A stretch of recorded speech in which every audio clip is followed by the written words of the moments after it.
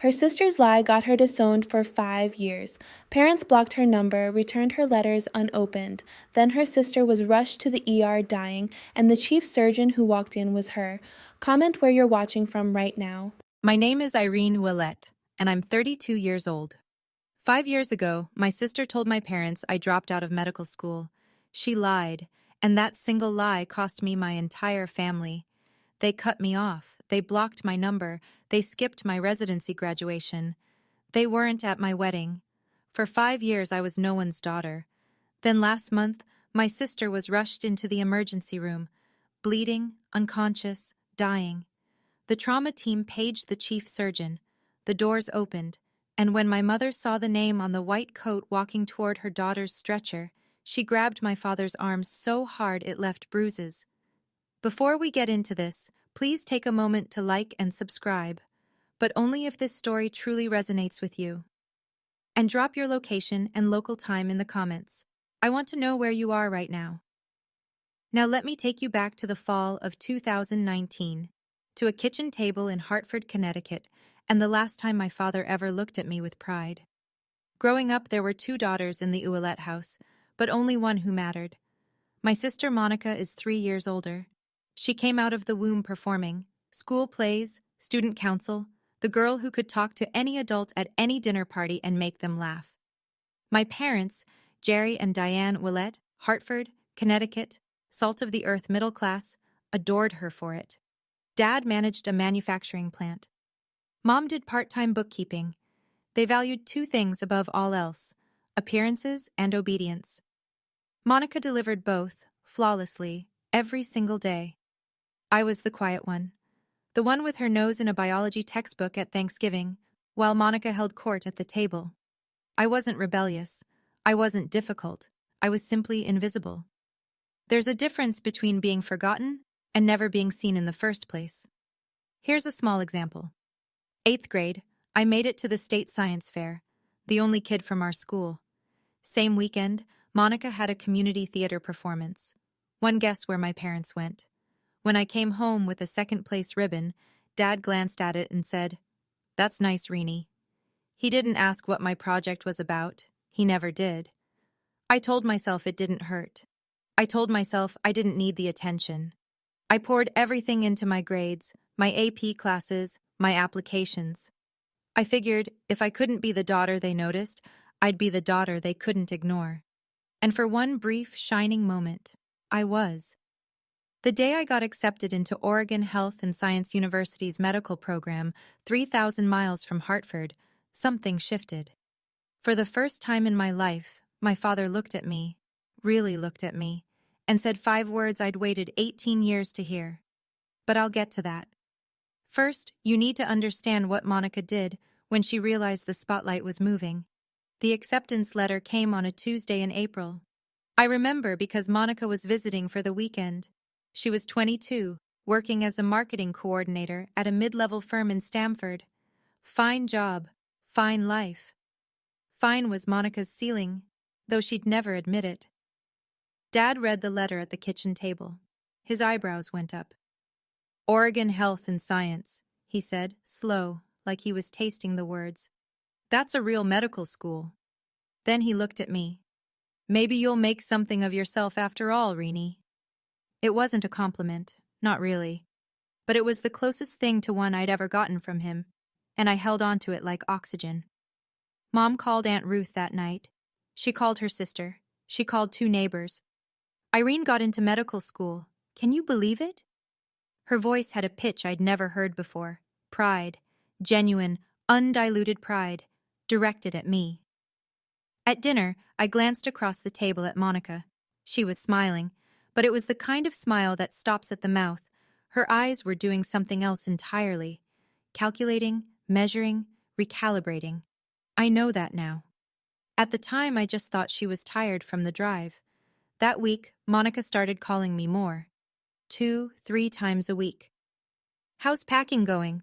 Who's your roommate? What's Portland like?" She asked about my schedule, my classmates, my professors. She remembered every name I mentioned. I thought my sister was finally seeing me. I thought maybe my getting into med school had unlocked something between us. Respect, connection, whatever it is that normal sisters have. I was feeding her ammunition. Every detail, every name, every vulnerability, and I handed it all over with a grateful smile. Third year of medical school. That's when everything cracked open. My roommate, my best friend, was a woman named Sarah Mitchell. She'd grown up in foster care, no family to speak of, and she was the single reason I survived first year. When I called home once during a brutal anatomy exam week and Mom said, "Can't talk, Reenie, Monica's having a rough day at work," it was Sarah who sat on our apartment floor with me and said, "Their loss. Now get up. We have cadavers to memorize." Sarah was diagnosed with stage 4 pancreatic cancer in August of my third year. No family, no support system, just me. I went to the dean's office the next morning, explained the situation. He approved a formal leave of absence, 1 semester, caregiver status, paperwork filed, spot held. I would come back in January. It was all documented, all legitimate. I moved into the spare bedroom at Sarah's apartment, drove her to chemo, held her hand in the oncology ward at 3 in the morning when the pain got so bad she couldn't breathe. I called Monica to tell her. I don't know why. Maybe I still believed she was the sister she'd been pretending to be. I told her about Sarah, about the leave, about the plan to return in the spring. Monica's voice was syrup. "Oh my God, Reenie, I'm so sorry. Take all the time you need. I won't say a word to Mom and Dad. I know they'd just worry." 3 days later, she called our parents. I don't know the exact words she used that night. I wouldn't learn the full scope of her lie until 5 years later, when it unraveled in the one place none of us expected. But the damage was instant. The call came at 11 at night. I was sitting in a plastic chair next to Sarah's hospital bed. She'd had a bad reaction to the latest round of chemo, and they'd admitted her overnight. My phone lit up. "Dad, your sister told us everything." His voice was flat, arctic. The dropping out, the boyfriend, all of it. "Dad, that's not—" "Don't. Monica showed us the messages. She showed us proof." I pressed my hand against the wall to steady myself. "What messages? What proof?" "Dad, I'm sitting in a hospital right now. I'm taking care of my friend. Monica said you'd say exactly that." A pause. "She said you'd have a story ready."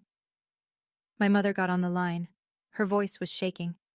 "How could you lie to us for a whole year, Irene?" "Mom, please, listen to me. I filed a leave of absence. I can show you the paperwork. I can give you the dean's number." "Enough," Dad again. "Don't call this house until you're ready to tell the truth. You've embarrassed this family enough." The line went dead. I sat on that hospital floor for 20 minutes.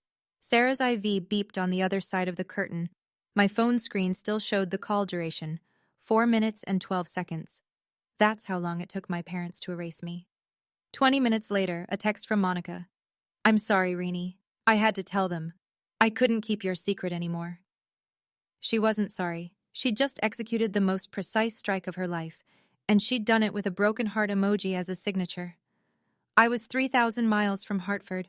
I had $46 in my checking account, and I had just become no one's daughter. I tried. I need you to know that. I tried everything I could from 3,000 miles away with no money and a dying friend in the next room. Over the next 5 days, I called my parents 14 times. The first 3 went to voicemail. By the 4th, Dad's number was blocked. Mom blocked me 2 days later. I sent 2 emails, one short, one long. The long one had my leave of absence paperwork attached as a PDF. I included the dean's direct phone number.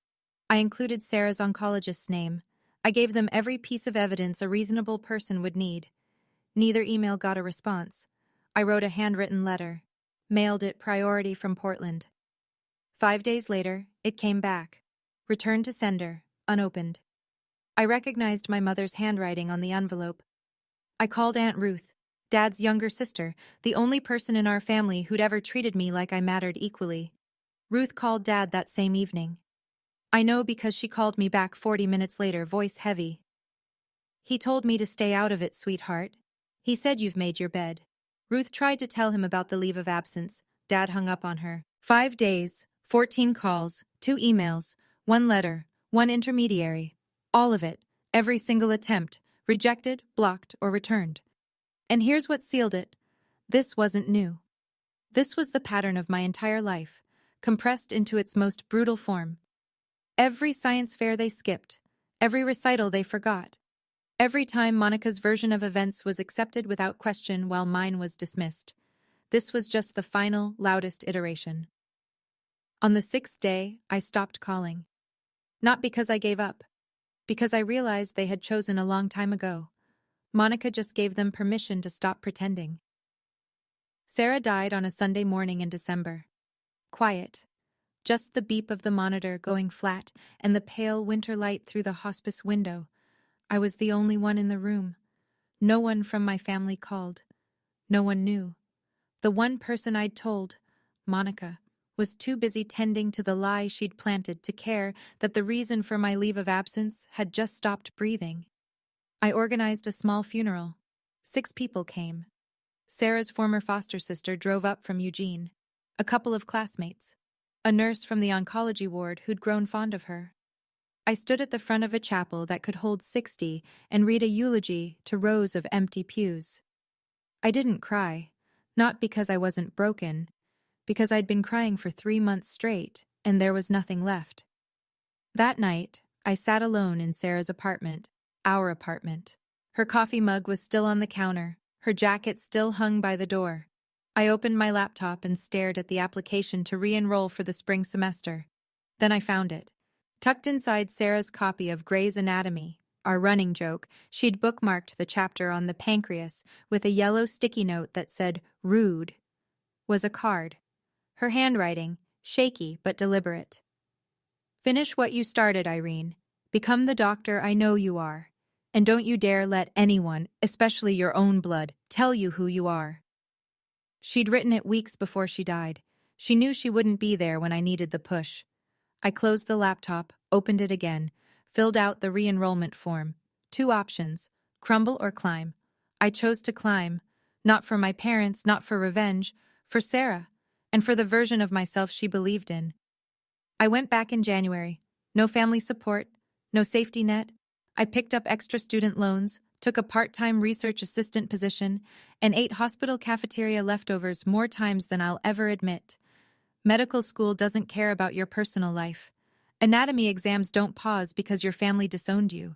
12-hour clinical rotations don't get shorter because you cried in the supply closet at 2 in the morning. So I stopped crying and started working. I worked like my life depended on it, because in a way, it did. I graduated on time. No one from Hartford came. I matched into a surgical residency at Mercy Crest Medical Center, back on the East Coast, a Level 1 trauma center, one of the busiest in Connecticut. That's where I met Dr. Margaret Thornton. Maggie. 58 years old, chief of surgery emeritus, built like a steel cable wrapped in a lab coat. She became the mentor I desperately needed, and the mother figure I'd lost. 3rd year of residency, I met Nathan Caldwell. He was a civil rights attorney doing pro bono work at a community clinic near the hospital. Calm eyes, dry humor. The first person I told the full story to who didn't flinch, didn't pity me, didn't try to fix it. He just listened. Then he said, "You deserve better." 4 words. That was enough. We got married on a Saturday afternoon in Maggie's backyard. 30 guests. Nathan's father walked me down the aisle. I'd sent an invitation to Hartford. It came back the way my letter had, unopened. Aunt Ruth was there, though. She cried enough for 2 parents. After the ceremony, Maggie handed me a sealed envelope. "A nomination," she said. "Don't open it yet, you're not ready." I tucked it in my desk drawer without asking questions. 5 years passed. I became someone they wouldn't recognize. Now, I need to pause here for a second. If you've ever been in a situation where your family refused to hear your side, where the truth didn't matter because someone else's lie was louder, drop a fire in the comments. And if you think my parents are going to regret this, type karma. Let's keep going. Because what happened next, even I didn't see it coming. January, present day. I'm 32 years old. I'm the chief of trauma surgery at Mercy Crest Medical Center.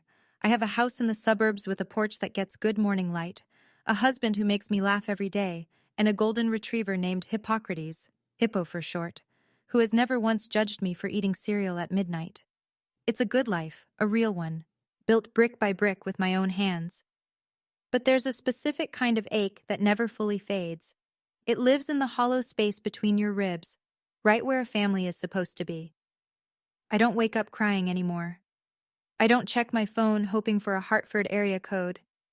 But every Thanksgiving there's a moment, just a flash, where I set the table and count the plates and feel the absence like a phantom limb. Aunt Ruth still calls every Sunday. She's my thread back to that world. I never ask about them, but I always listen when she volunteers information. Mom and Dad are healthy.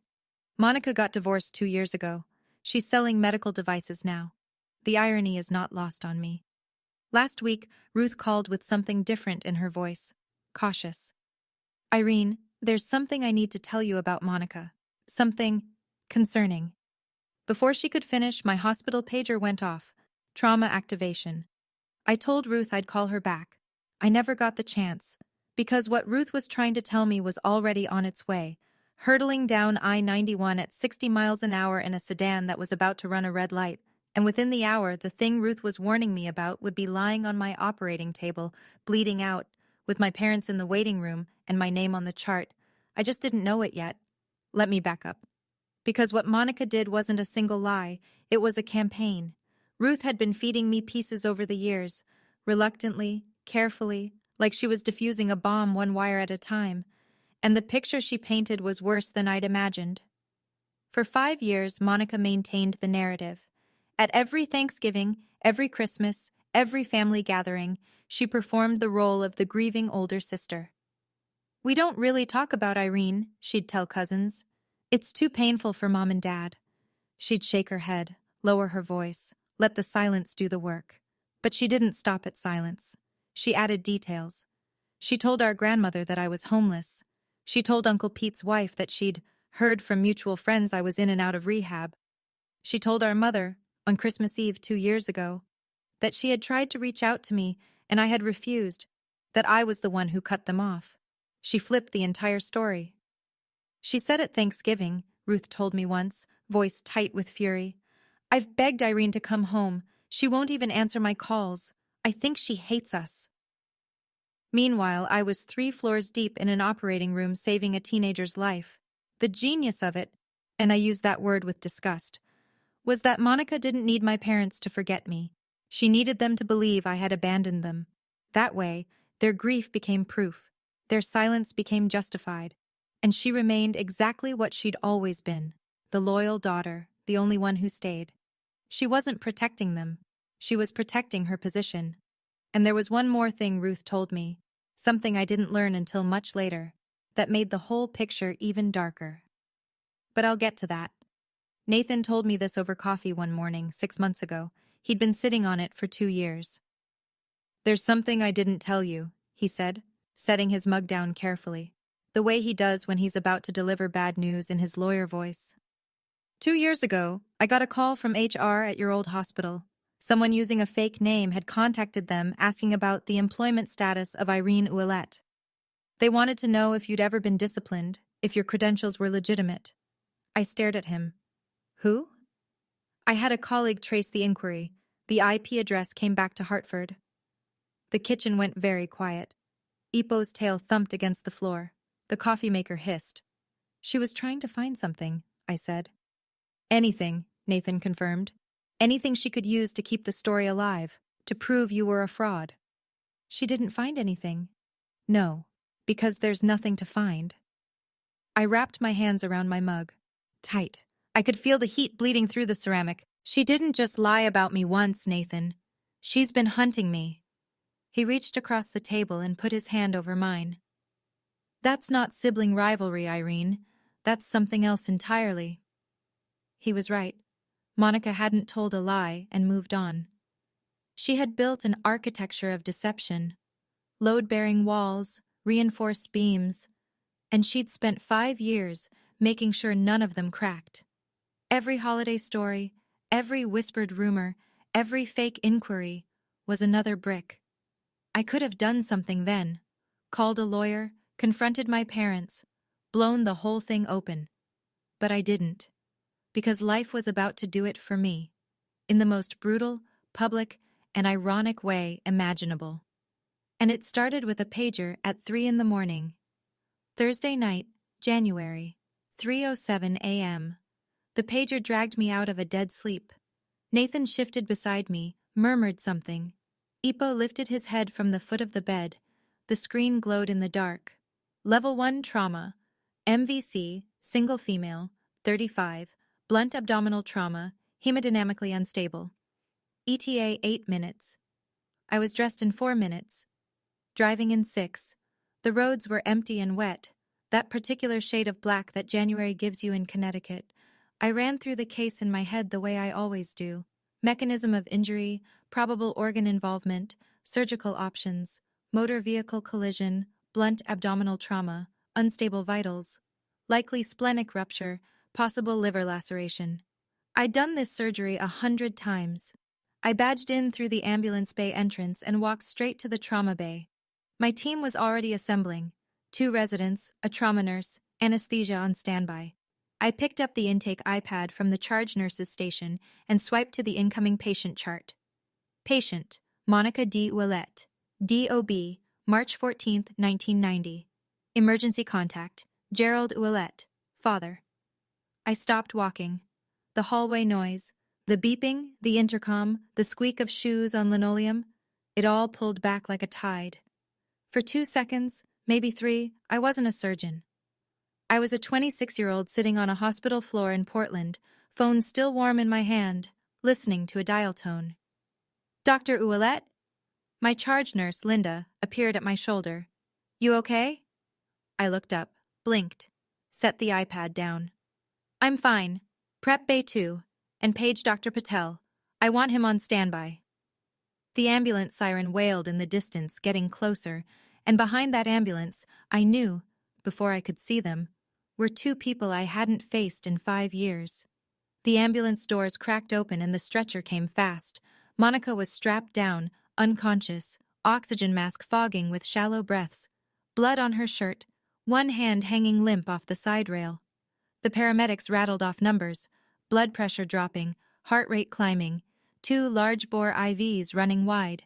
Behind them, running, came my parents.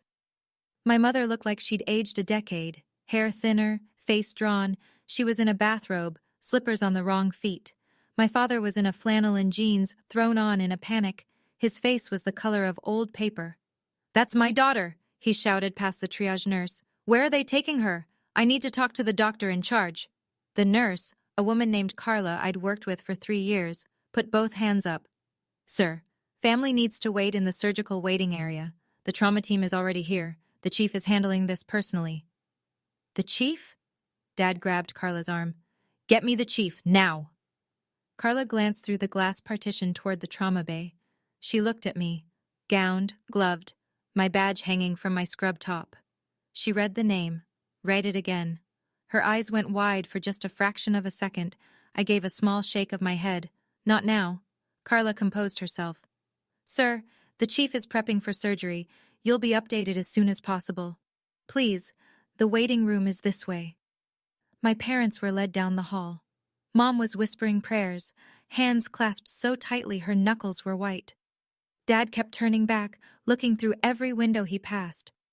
"She's all we have," he said to no one in particular. "Please, she's all we have." I heard it through the partition glass. Every word. She's all we have. As if I had never existed. I stepped into the scrub room alone. 30 seconds. That's all I allowed myself. I turned on the faucet, let the water run hot over my hands. Looked at myself in the stainless steel mirror above the sink. Distorted. Warped. The way everything felt right now. Scrub cap on. Badge visible. The face of a woman who had been surgically removed from her own family tree, now being asked to surgically save the woman who held the saw. Part of me wanted to walk out. Call Patel. Let someone else carry this. Let my parents owe their daughter's life to a stranger, not to me. That would be cleaner. Simpler. But there was a woman on that table with a ruptured spleen and what looked like a grade 3 liver laceration. She was losing blood faster than we could replace it. She was going to die in the next 30 to 40 minutes if the best surgeon in this building didn't operate. And the best surgeon in this building was me. I paged Patel directly. I have a conflict of interest. The patient is a family member. I'm disclosing it now and documenting in the chart. If at any point my judgment is compromised, you take the lead, no questions asked. Patel's voice was steady. Understood, Chief. I told Linda to note the disclosure in the nursing record. Everything by the book, everything on paper. Then I pulled on fresh gloves, pushed through the OR doors, and looked down at the table. My sister's face. Still. Bruised. The oxygen mask fogging and clearing. She looked smaller than I remembered. Thinner. There were worry lines around her eyes that hadn't been there 5 years ago. For 3 seconds, she wasn't the woman who destroyed my life. She was a body on my table, and that was exactly how I needed her to be. Let's go, scalpel. 3 hours and 40 minutes. That's how long it took to rebuild what the steering column and the red light had torn apart. Ruptured spleen. We took it out. Grade 3 liver laceration. We repaired it with precision sutures, layer by painstaking layer. Internal bleeding from 2 separate mesenteric vessels. Clamped, cauterized, controlled. I didn't speak unless I needed to. Suction, clamp, lap pad, retract. My hands moved the way they've been trained to move. Steady, deliberate, fast when speed mattered and slow when precision mattered more. The residents watched. They always watched during my cases, and I could feel their attention sharpen when the liver repair got tricky. I didn't falter. I couldn't afford to. At 6:48 a.m., I placed the final closing stitch. Monica's vitals were stable. BP normalized. Output clear. She was alive. Dr. Patel, who'd been standing silently in the corner the entire time, pulled his mask down. "Irene," he said quietly, "that was flawless. You want me to talk to the family?" I peeled off my gloves, dropped them in the bin, washed my hands. Automatic, methodical, the same way I'd done it 10,000 times before. "No," I said. "This one's mine." I caught my reflection again in the scrub room mirror. Same face, same badge. But something had shifted. For 5 years, I'd been the daughter who disappeared. Now I was the surgeon who'd just pulled her sister back from the edge of death. Those two facts were about to collide in a waiting room 40 feet away, in front of my entire night shift team. I straightened my scrub top, checked my badge, took one breath. Then I walked toward the waiting room. The hallway had never felt so long. The waiting room had that fluorescent hush that hospitals get at 7 in the morning. 2 other families were scattered in the far corners. A television murmured weather reports to no one. And in the center row, sitting rigid, sleepless, terrified, were my parents. I pushed through the double doors, still in my surgical scrubs, mask pulled down around my neck. Scrub cap off now, hair pulled back. My badge hung at chest level, printed in clean block letters anyone could read from 6 feet away. Dr. Irene Ulette, MD, FACS, Chief of Trauma Surgery. Dad stood first. He always stood first. It was a reflex, the need to be in charge. "Doctor, how is she? Is Monica—" He stopped. His eyes had dropped to my badge, then rose to my face, then dropped to the badge again. I watched the recognition move through him like something physical, a tremor that started in his hands and climbed to his jaw. Mom looked up a half-second later. Her lips parted. No sound came out. Her right hand shot to Dad's forearm and clamped down, fingers digging into the flannel of his sleeve with a force that I would later learn left 4 bruises shaped like fingertips. 5 seconds of silence. 5 seconds that held 5 years. I spoke first. Calm, clinical. The same voice I used to address every family in this room. "Mr. and Mrs. Ulette, I'm Dr. Ulette, Chief of Trauma Surgery. Your daughter Monica sustained a ruptured spleen and a grade 3 liver laceration in the accident. Surgery was successful. She's stable and currently in the ICU. You'll be able to see her in approximately 1 hour. Mr. and Mrs. Not Mom and Dad." I watched that land. I watched it cut. Behind me, through the glass partition, Linda and 2 nurses were watching. They knew. By the look on their faces, they'd already put it together. My mother moved first. She took a step toward me, arms lifting, a sob already breaking through her chest. "Irene? Oh my God. Oh my God. Irene." I stepped back. Half a step. Polite. Unmistakable. She froze. Her hands hung in the air between us. Then slowly, painfully, dropped to her sides. Dad's voice came out like gravel dragged over concrete. "You're a doctor." "I am." "You're the chief." I am. But Monica said what exactly? He closed his mouth, opened it, closed it again. I could see the machinery of his mind trying to reassemble 5 years of certainty that was crumbling in real time. Mom was crying now, not quietly. We thought you dropped out. She told us she told you I dropped out, that I had a boyfriend with a drug problem, that I was homeless, that I refused to contact you. I kept my voice level. No shaking, no tears. I had rehearsed this moment 1,000 times in the shower, in the car, in the dark before sleep. I never thought it would happen in surgical scrubs under fluorescent lights. None of it was true. Not a single word. Through the glass behind me, I could see Carla press a hand to her mouth. A resident, Dr. Kimura, second year, looked away, jaw tight. Linda set down her clipboard and stared. Dad tried to redirect. Old instinct. This isn't the time or place, Irene. Your sister is in the ICU.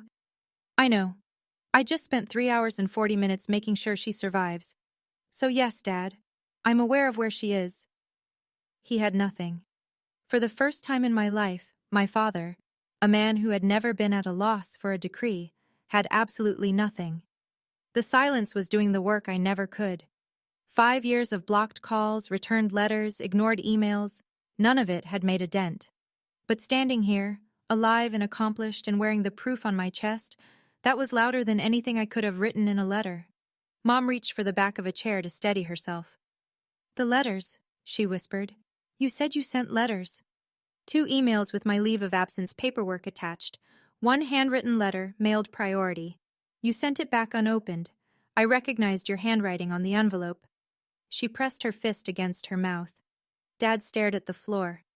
I called 14 times in 5 days. I asked Aunt Ruth to talk to you. You told her to stay out of it. I wasn't accusing. I was reciting. These were facts, and facts don't need volume. Then Linda appeared at the door. She didn't know the full story. Not yet, but she had hospital business. Dr. Ulette, I'm sorry to interrupt. The board chair saw the overnight trauma log. He asked me to pass along. The Physician of the Year Selection Committee sends their congratulations on tonight's surgical outcome. Linda said it the way she'd say anything routine. She had no idea she'd just detonated a second bomb. Mom looked at me, eyes swollen, mascara gone, bathrobe still on. Physician of the Year? It's an internal recognition, it's nothing. I turned to Linda. Thank you. I need to check post-op vitals. Excuse me. I walked toward the ICU corridor, measured steps, spine straight. I didn't look back, but I heard my mother's voice behind me, small and ruined. Jerry, what have we done? And I heard something I'd never heard before. My father, saying nothing. Because silence, for the first time, was the only honest thing he had left. 4 hours later, ICU, room 6, monitor beeping in rhythm, morning light angling through the blinds. I walked in for the standard post-op assessment. Vitals, drainage output, wound check, routine. Except nothing about this was routine. Monica's eyes were open, glassy, unfocused from the anesthesia, but open. She blinked at the ceiling, blinked at the IV pole. Then her gaze tracked sideways to me. She squinted. Read my badge. Read it again. The color drained from her face in a way I've seen before, but only in patients who've just been told their prognosis is bad. Irene. Her voice was sandpaper. Good morning, Monica. I'm your attending surgeon. You sustained a ruptured spleen and a grade 3 liver laceration from the accident. Surgery went well. You're going to make a full recovery. You're a doctor. Not a question. A reckoning. I'm the chief of this department, have been for 2 years. I watched it happen. The same spectrum Dad had gone through, but slower, because Monica was processing it through a morphine drip and what I suspect was dawning terror. Confusion first, then disbelief, then fear.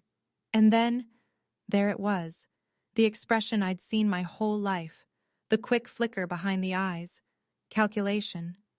Even now, lying in a hospital bed with my sutures holding her liver together, Monica was trying to figure out how to spin this. Irene, listen, I can explain. You don't need to explain anything to me. I nodded toward the glass door, where two figures stood in the hallway, watching, faces wrecked, eyes red. You need to explain it to them. I updated her chart, checked the drain, left without another word. I didn't stay to hear what happened next, but the entire ICU floor heard it. Monica's room wasn't soundproof, and neither was the truth. Okay, I have to stop here for a second. What do you think Monica told my parents when they walked into that ICU room? Option A. She finally tells the truth. Option B. She doubles down on the lie. Option C. She plays the victim. Again. Drop your answer in the comments. And if you haven't subscribed yet, now is the time. Because the next part of this story is where everything comes crashing down. I learned what happened from Linda, who heard it from the ICU nurse, who heard it through the glass. If you guessed option C, congratulations. You know my sister. The moment my parents walked in, Monica started crying. Big, heaving sobs that pulled at her stitches and made the heart monitor spike. Mom, Dad, you have to believe me. I never meant for it to go this far. I was scared for her. Dad stood at the foot of the bed. His voice was barely controlled. Monica, Irene is a surgeon. She's the chief of trauma surgery at this hospital. I didn't know that. She said she sent letters, emails. She called 14 times. She asked Ruth to intervene. Mom's voice was flat, hollow. Is that true? She's exaggerating. You know how Ruth tried to tell us. Dad again, and this time his voice cracked. Not from sadness, but from the structural failure of everything he'd believed for 5 years. 2 years ago, Ruth called and said Irene was in residency. A surgeon. You told us Ruth was lying, that she was just trying to cause drama. Ruth doesn't know the whole story. What is the full story, Monica? Mom, screaming. In an ICU, the nurse at the station outside flinched. 2 rooms down, a patient's visitor looked up from their phone. And Monica, backed into a corner, IVs in both arms, my sutures in her abdomen, did what she always does. She pivoted from defense to offense. Fine, she's a doctor. Good for her. But she abandoned this family. She never called. Because we blocked her number, Monica. Dad's hand was on the bed rail, knuckles white. Because you told us to. The heart monitor beeped.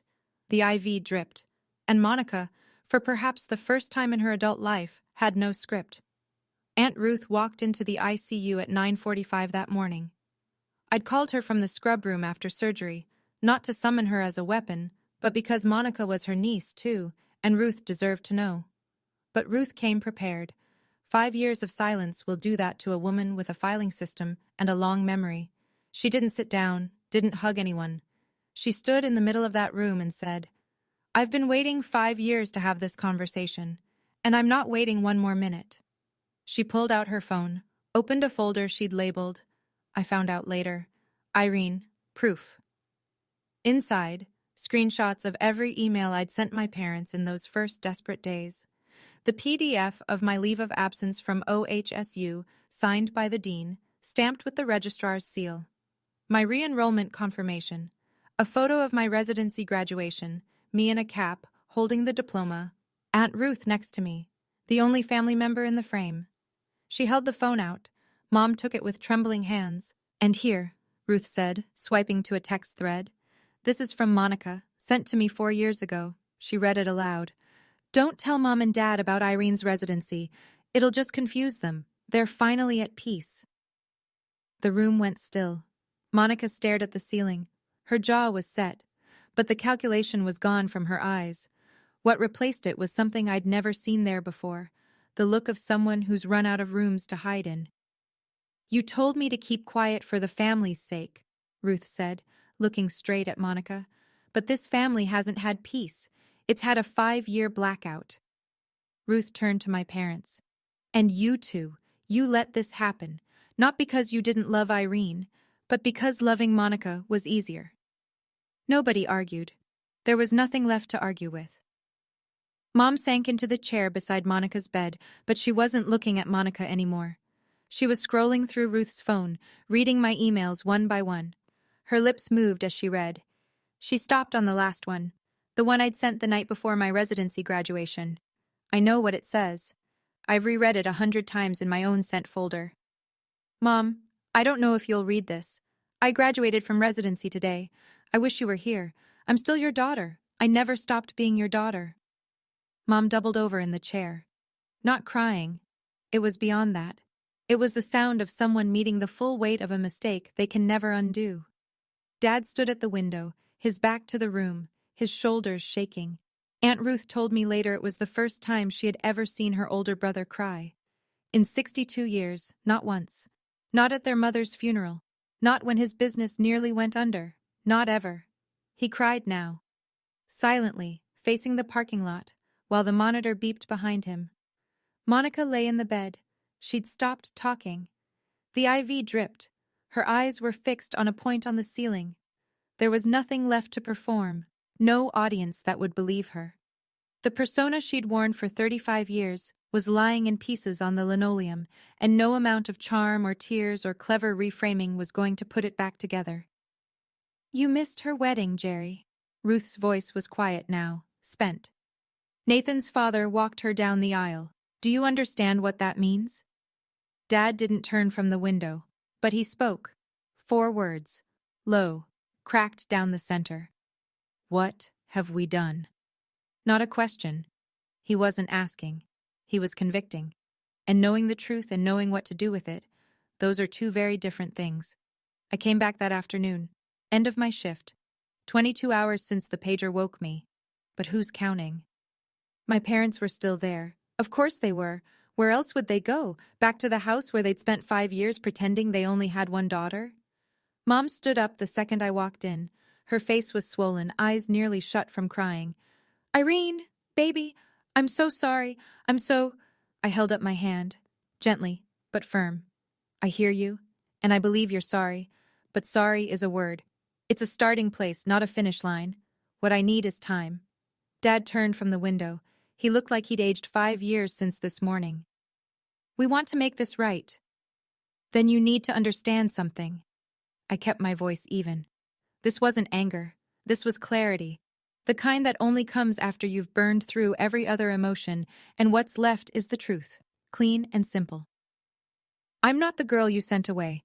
I'm not the girl who begged you to listen for 5 days from 3,000 miles away. I'm someone who built a life, a whole life, without you. And if you want to be part of it now, it will be on my terms, not Monica's, not yours, mine. Dad opened his mouth. Old reflex. Then he closed it. And nodded. A small, devastated nod.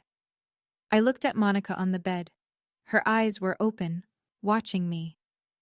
When you're recovered, I said, you and I are going to have a conversation, a real one, but not today.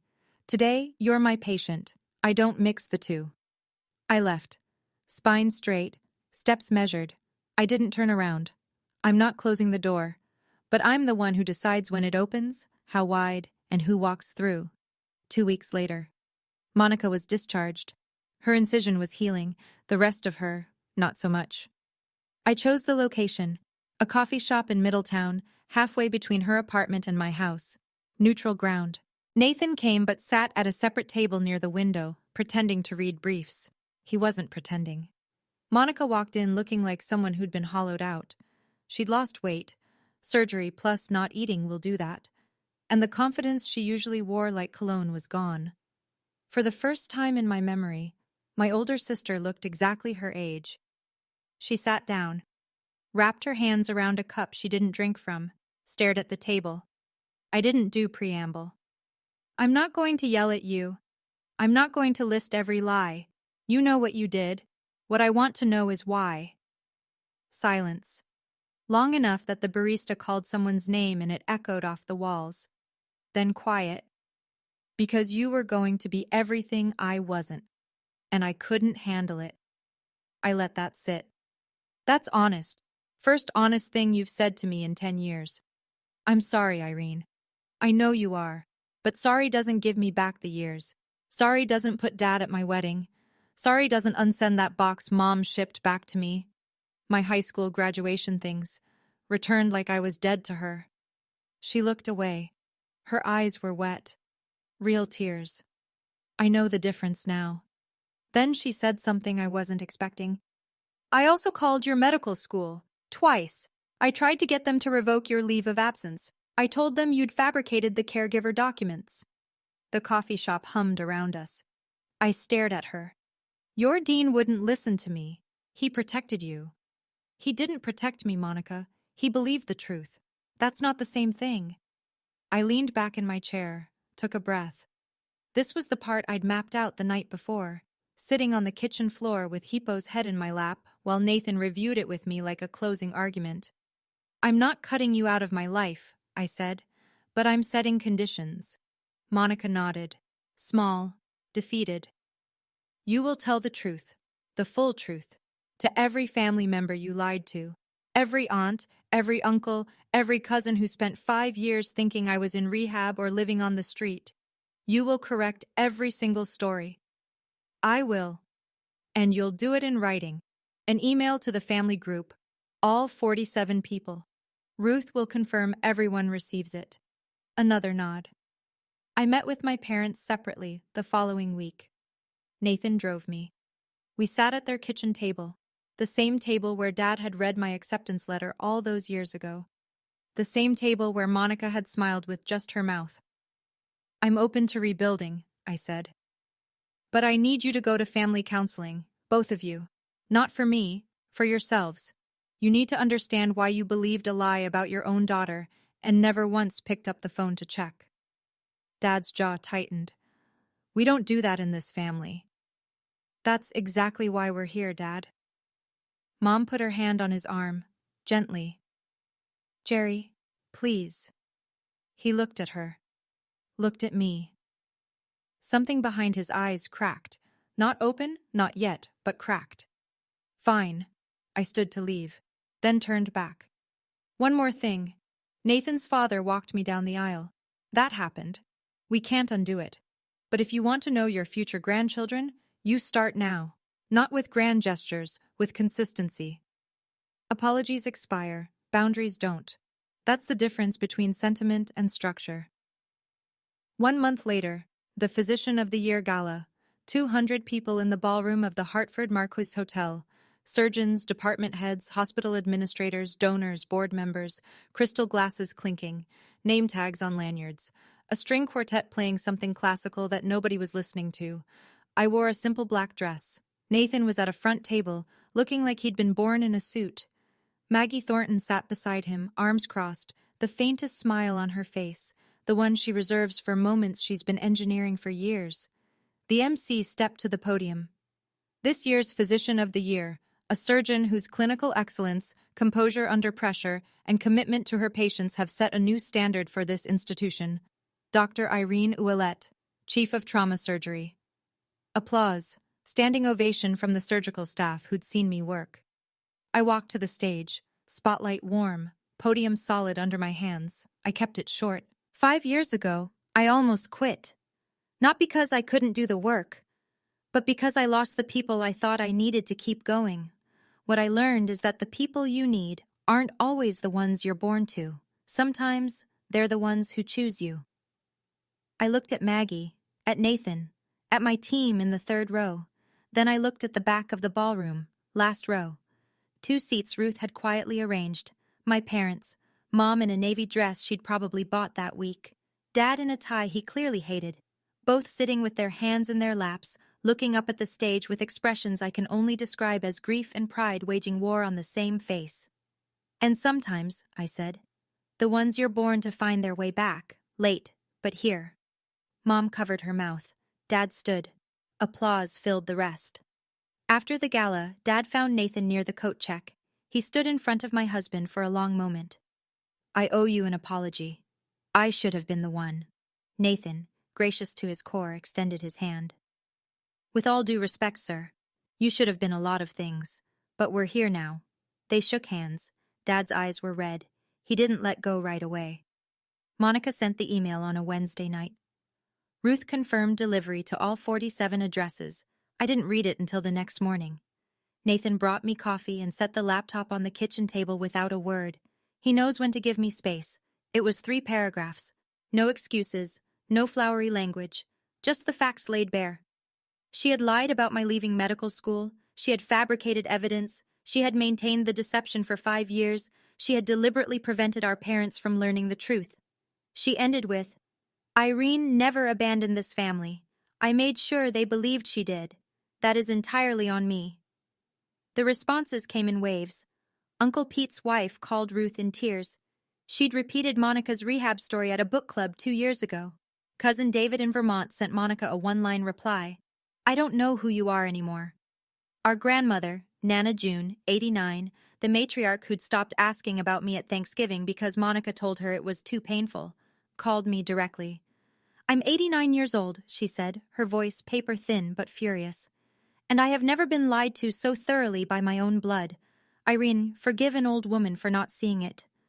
There's nothing to forgive, Nana. You were lied to. We all were. Nobody organized a boycott of Monica. Nobody sent group texts declaring her dead to them, but the trust she'd stockpiled, the currency she'd been spending for 35 years, was gone. You could feel it in the silence after her email, in the replies that didn't come, in the invitations that quietly stopped arriving. No one punished Monica. They just stopped believing her. And for someone who'd built her entire identity on being believed, that was punishment enough. My parents started counseling in February. A therapist in West Hartford named Dr. Renna, calm, direct, the kind of woman who doesn't let you dodge a question. Mom took to it immediately. She'd been carrying the weight of her passivity like a stone in her coat pocket, and the first time Dr. Renna named it, enabling through silence, Mom broke down in the office and didn't stop crying for 40 minutes. That's what Ruth told me. I wasn't there. It wasn't my session to witness. Dad struggled. He went. He sat in the chair. He answered questions in as few words as possible. Dr. Renna told him, Ruth relayed, that his need to be right, his refusal to revisit a decision once it was made, had been the load-bearing wall of this entire disaster. Monica provided the lie, but Dad's pride cemented it into place. He didn't argue with her. That might have been the first sign of change. 3 weeks into counseling, Mom mailed me a letter, handwritten. The irony wasn't lost on either of us. I failed you, she wrote. Not just when I believed Monica, but every time I chose peace over fairness. Every time I let your father's temper decide what was true. Every time I saw you standing in the doorway, quiet and waiting, and told myself you were fine, because it was easier than admitting I wasn't brave enough to fight for you. I read it at the kitchen table. Ipo was asleep on my feet. Nathan was in the next room, pretending not to listen. I didn't cry, but I held that letter for a long time. Then I opened the drawer where I keep things that matter. Sarah's card, my returned letters, the wedding invitation that came back unopened, and I placed it inside. Same drawer, different side. Progress isn't always dramatic. Sometimes it's just rearranging what you carry.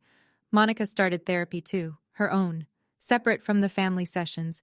I know this because Ruth told me, and because Monica mentioned it, briefly, awkwardly, the second time we met for coffee. We've had 3 of these meetings now. Each one short, each one stiff, each one slightly more honest than the last. The first time, she stared at her hands and said nothing useful.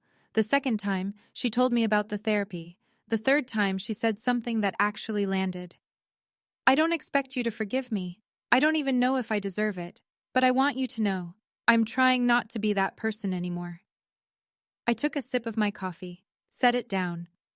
Then show me. Words are cheap in this family. They always have been. Show me with time. She nodded. Didn't push, didn't perform. That was new. Do I believe her? Honestly, I don't know. I've spent a lifetime reading Monica's performances, and I'm still not sure where her acting ends and her actual self begins. Maybe she's not sure either. Maybe that's what the therapy is for. But I believe in the possibility of change. That's all I can offer right now. She carries my surgical scar on her body. 7 inches. Left upper abdomen, fading from red to white over the coming year. Every time she gets dressed, every time she catches her reflection, she'll see the mark left by the sister she tried to erase. The sister who, when it mattered most, held a scalpel with steady hands and chose the oath over the anger. I carry her damage in my memory. 5 years of silence, lodged somewhere between my ribs. We're even. In the strangest, most painful way two sisters can be even. And maybe, with enough time, enough real, unglamorous, consistent time, we'll find our way to something that isn't even. Something better. Something new. I'm sitting in my office at Mercy Crest. It's late. The hallway outside is quiet. That particular stillness hospitals have after the last visitors leave and before the night shift energy kicks in. My nameplate is on the door. My diplomas are on the wall. Not because I need to see them, but because the residents do. On my desk, a framed wedding photo.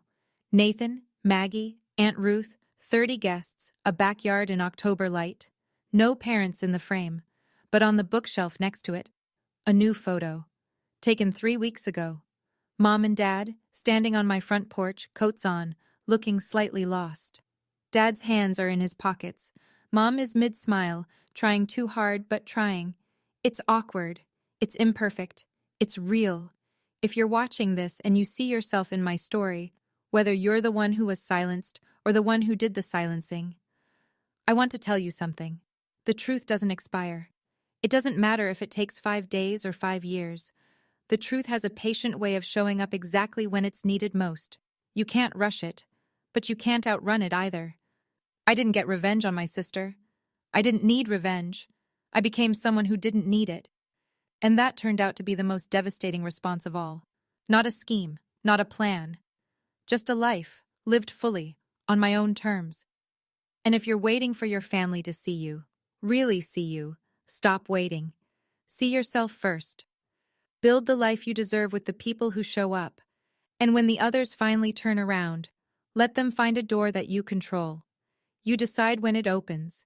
You decide how wide. You decide who walks through. That's not revenge. That's architecture. Sunday morning, first week of February. Light snow falling outside the kitchen window, the kind that doesn't stick but makes everything look like it's being gently forgiven. I'm making French toast. Nathan is grinding coffee beans, singing off-key to something on the radio. Ipo is stationed under the table, optimistic about crumbs. The doorbell rings. I wipe my hands on a towel and open the front door. Mom and Dad, standing on the porch in their winter coats. Dad is holding a bottle of orange juice like he's not sure what to do with his hands. Mom has a tin of homemade cookies, her shortbread, the ones she used to make for every school event of Monica's, and none of mine. "Hi," Mom says, nervous, hopeful. "Come in," I say. "Coffee's almost ready." Dad steps inside, looks around the kitchen like he's cataloging everything, the house he's never been in, the life he almost never knew existed. He clears his throat. "Can I help with anything?" I look at him. My father, 62 years old, standing in my kitchen for the first time, asking permission to be useful. "You can set the table, Dad." He nods, goes to the cabinet I point to, takes out plates, counts them, looks at me. "4?" "4." He sets them down, one by one, carefully, like they might break if he's not gentle. Nathan hands him coffee. Mom hugs me at the stove, not a dramatic movie hug, just a quiet one, arms around me, forehead against my shoulder. No words, holding on. Ipo thumps his tail. Snow falls outside. The French toast sizzles. It's not perfect. It's not the childhood I deserved, or the reconciliation movies promise. But it's real. And real is more than I had for a very long time. My name is Dr. Ulette. I'm 32 years old, and I am finally, slowly, carefully, letting myself be someone's daughter again. 4 plates. It's a start. If this story resonated with you, if it made you think about your own family, your own boundaries, or someone you've lost and found, leave me a comment. Tell me, what would you have done? Would you have opened that door? And if you want more stories like this, check the description for one I think you'll love just as much. Thank you for being here. I'll see you next time.